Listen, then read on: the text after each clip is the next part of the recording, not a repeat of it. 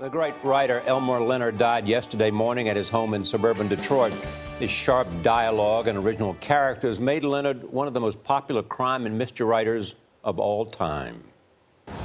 Elmore Leonard has been called the Dickens of Detroit. He wrote 45 novels, each by hand.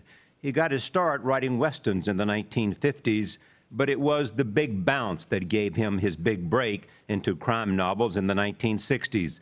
After reading the manuscript, his agent told him, "Kiddo, I'm going to make you rich."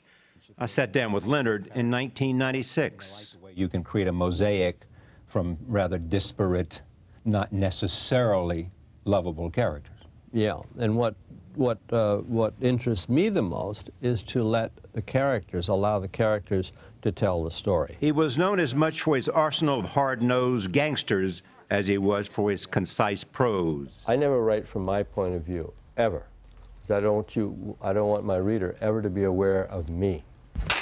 Even greater success came later in his career. His 28th novel, Get Shorty, was brought to the silver screen. Don't worry about it. I'm not going to say any more than I have to, if that. It was one of more than a dozen of his books adapted for film, but it was also one of few he actually enjoyed. Stepping away from the world of fiction, Leonard published his 10 Rules of Writing in 2001 with guidelines like, if it sounds like writing, rewrite it. We spoke about the list in 2002. You say never use an adverb to modify the verb said. Never.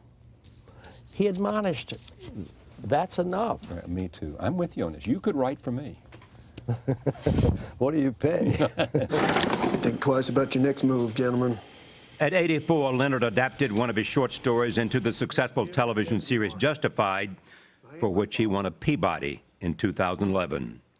Elmore Leonard was 87 years old.